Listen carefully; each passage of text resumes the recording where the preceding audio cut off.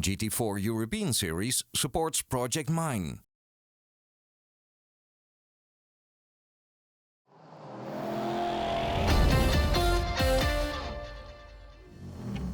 The third round of the GT4 European Series is at the legendary Spa-Francorchamps in Belgium's Ardennes forests on the same weekend as the 24-hour race. And the hills are alive with hordes of enthusiastic race fans who come from all over Europe for one of the best racing weekends of the entire season, with GT4 as one of the highlights.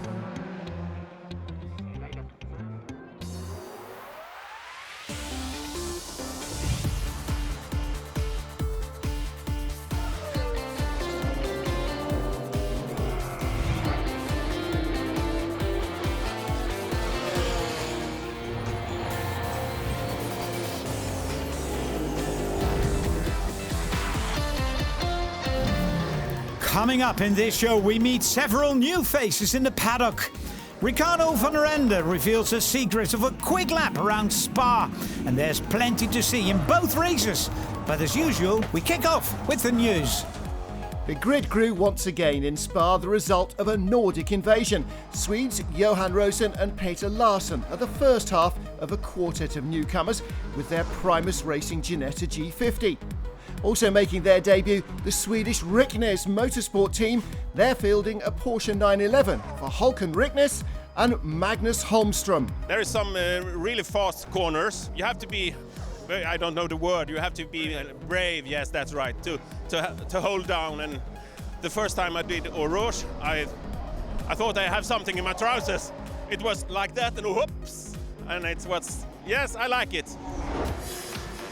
And another new addition to the class of 2014 is Lee Mole. Like Rosen and Larsson, he's driving a Ginetta, but the British GT regular is using a brand new G55.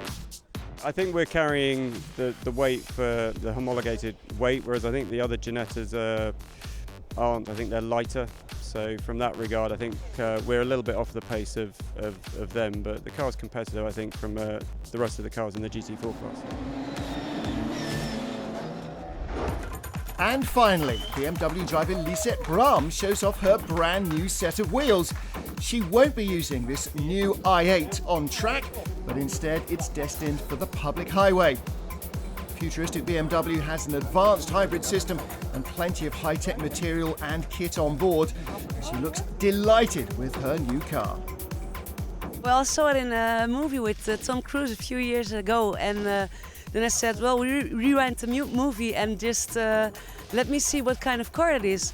And it turned out to be a BMW, so I said, wow, man, I want to have the car. And well, now today we just got the car, and we're the first ones in the Netherlands to get it. So I'm totally flabbergasted.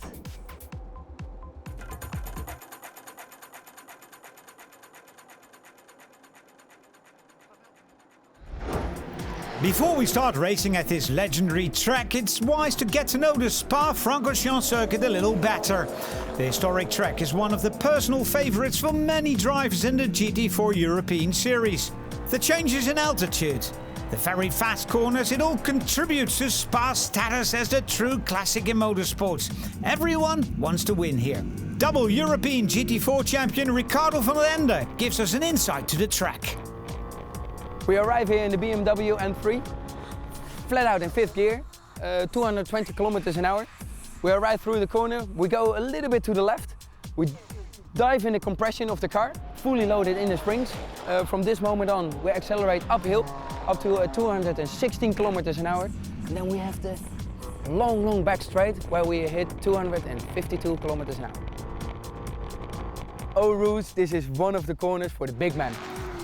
From Camel Straight we go to Lechner, and it's a steady climb. The length of the track, combined with the unpredictable weather in the Ardennes, makes Spa a tricky track. One side could be wet, the other side could be bone dry. Lechner is the highest point of the track, and it's some 102 meters higher than the lowest point. So from here it's downhill onto a long hairpin that drops away from you. Tricky corner indeed. then it's a very fast left-hander, a short straight, and one of the most challenging corners of the track. The French-speaking Belgium, they call this Pouron. We're Dutch, we just call it the double left-hander because it is a double left-hander. We arrive from the top there in 5th gear. We slowly tip on the brakes. We shift down from 5th back to 4th. That's when the fun kicks in. From the moment we're in 4th gear, you got the apex. When you got the apex, it's like 4-wheel sliding, a little bit going downwards, 4-wheel sliding to the curb. And when you've done this well, the next corner, the left-hander, you shift up from 4th to 5th, up to the chicane Pief-Paf. The Pief-Paf is a fast chicane, right and left, and from there you go to Stavelot, which is the lowest point of the track. From here it's an uphill challenge yet again. On to Blanchimont, a very challenging corner it used to be, with the Armco right beside the track. These days it's flat out and fairly easy as you have loads of runoff. And from Blanchimont you go to the bus stop chicane, another corner that's been changed drastically in the name of safety.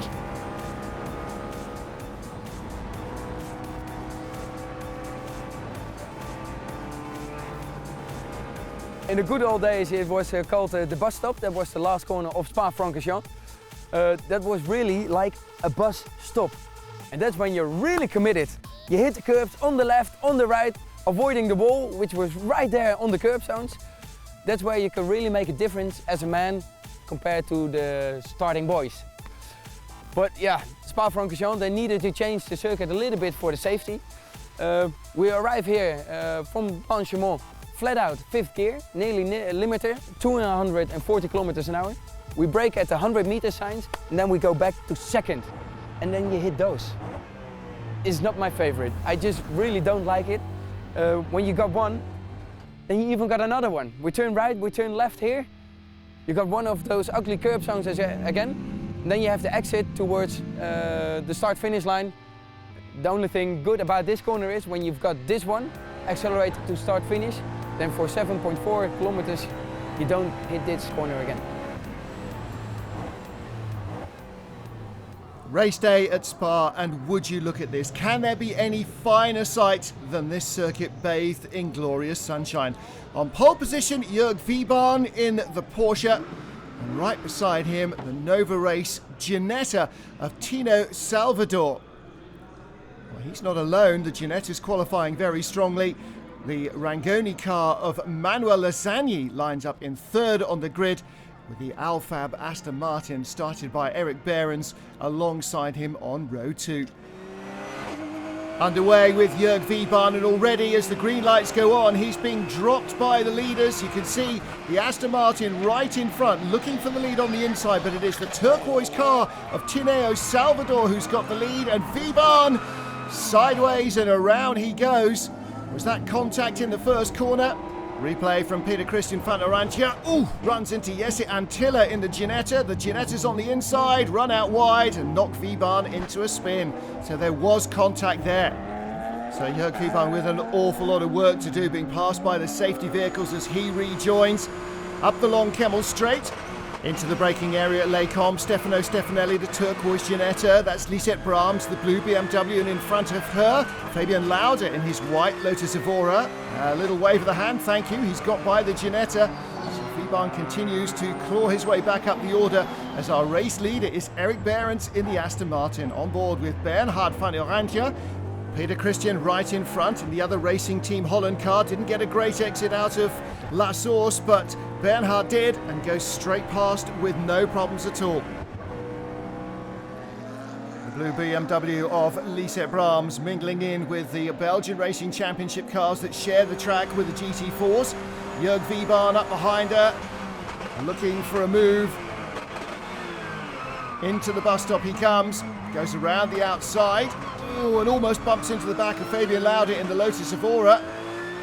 Doesn't quite get by Lauda, but he's right behind him as they come past the Formula 1 pits and heading up to the hairpin at La Source. Porsche driver really on a charge. Lunges to the inside.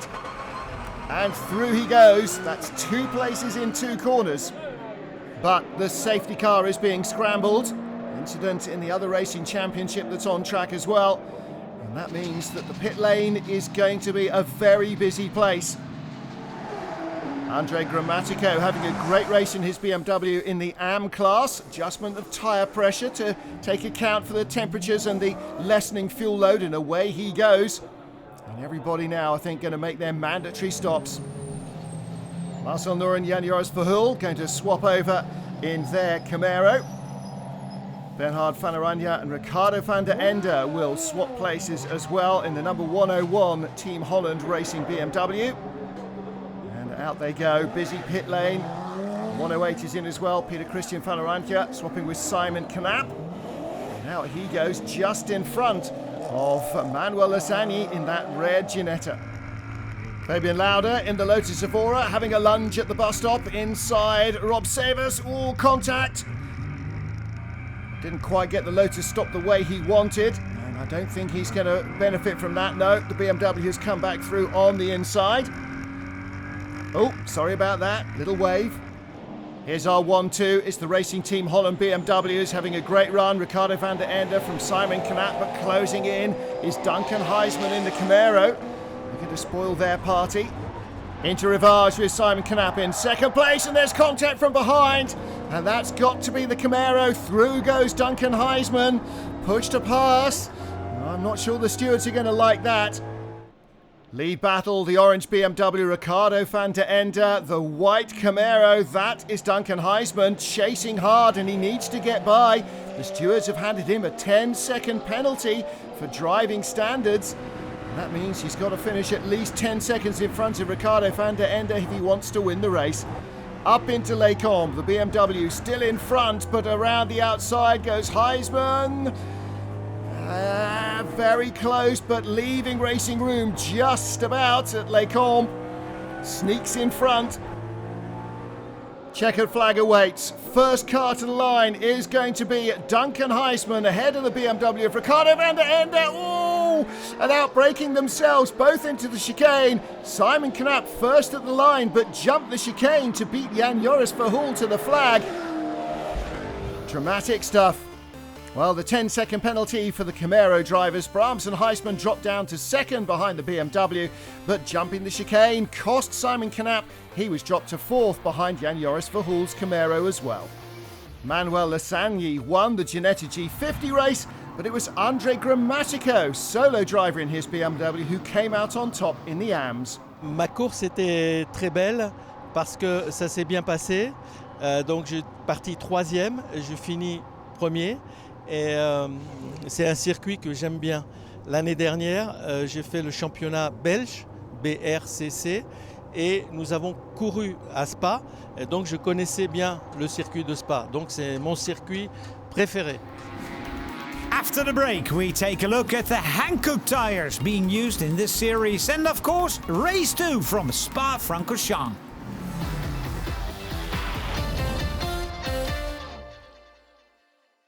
GT4 European Series supports Project Mine.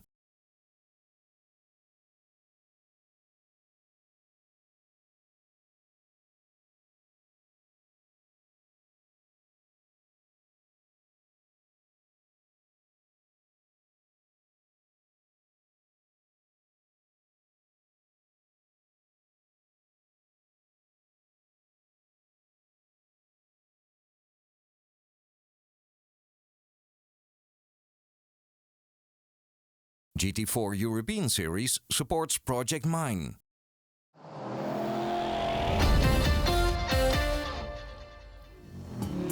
Welcome back to the GT4 European Series from the historic Spa-Francorchamps racetrack.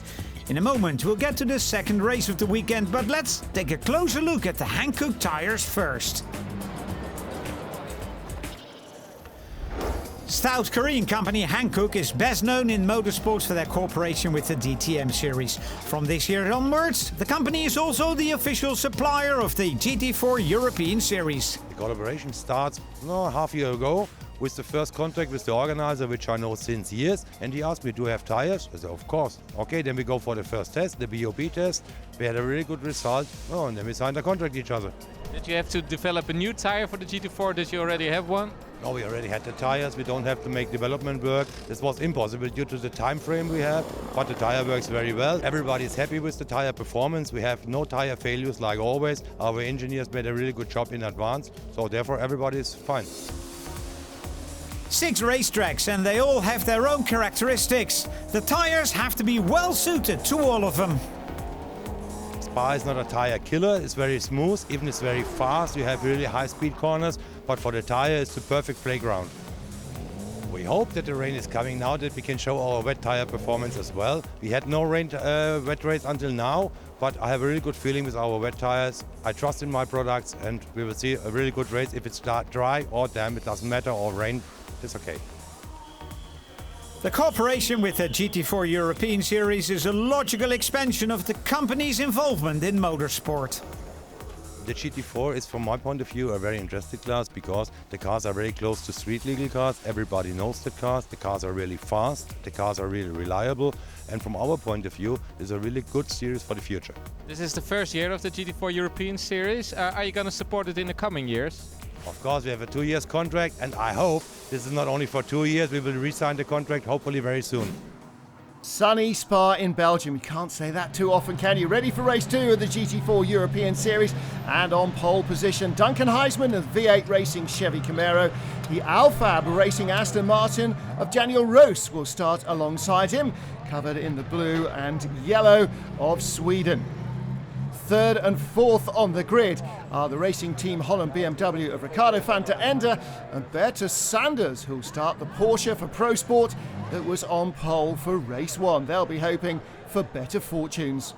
Well, one thing nobody could hope for is better weather. Stunning here as we get ready for the rolling start at Spa. Away we go, rushing down to the first point of pressure, to the hairpin at Las Moras, and not a great getaway from Ricardo van der Ende.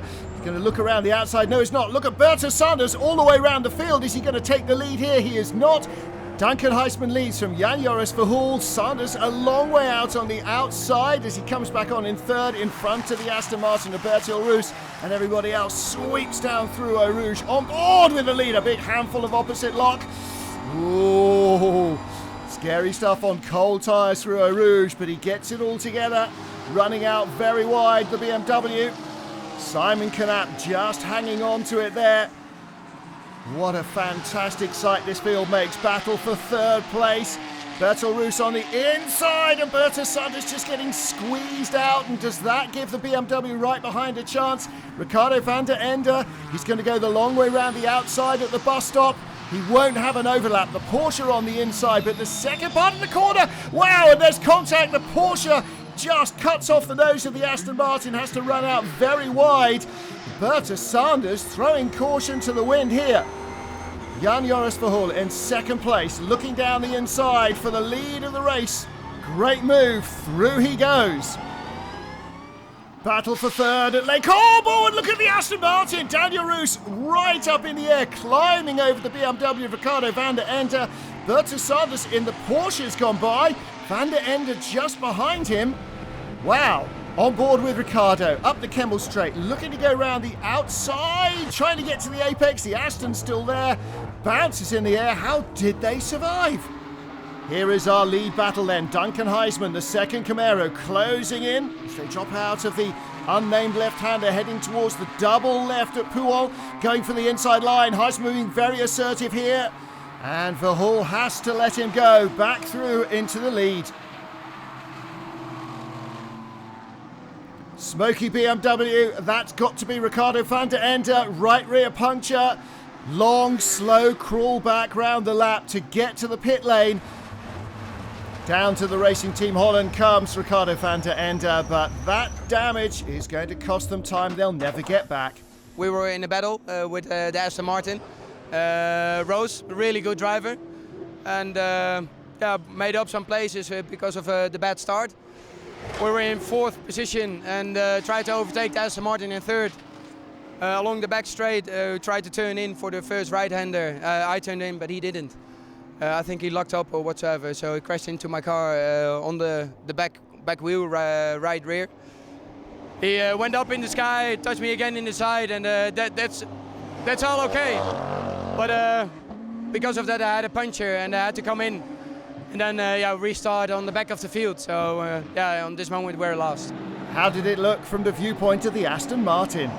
We lapped some of the BRCC cars in Eau Rouge, and I was a bit close to the Sirocco that we passed. So, and he had a bit of a gap behind, so he just came flying on the Camel straight, and I just kept it on the inside.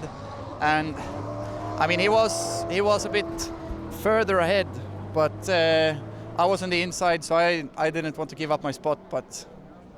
And we braked late both, so we had a bit of an incident, and well, I think it's a race incident, but... In from second, Joris Verheul in the Camaro. He'll hand over to Marcel Nooren. These guys got a great chance of getting on the podium here in the second encounter at Spa-Francorchamps. Who knows, maybe a chance to beat the leader. Duncan Heisman out front, but heading into pit road. He hands over to Luke Braams. So Camaro 1-2. Definitely on the cards here as long as they keep themselves out of trouble.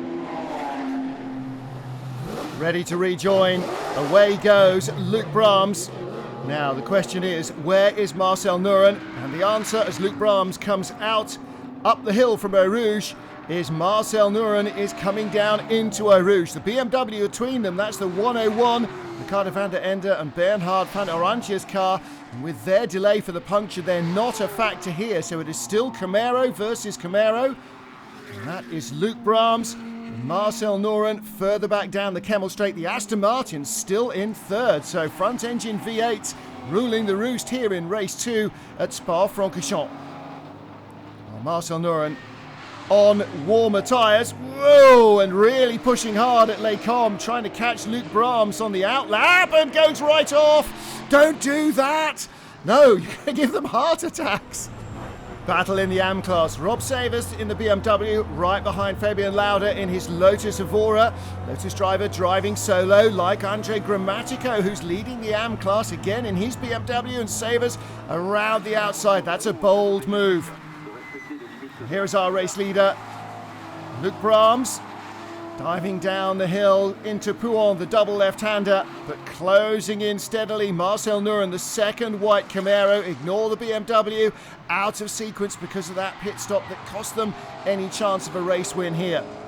103, Marcel Nooren getting closer by the second. On board with Luke Braams, exiting Piff Puff. This is the battle for the lead, and Nooren sending it down the inside. You see him move through the mirror, and alongside he goes. He grabs the lead back.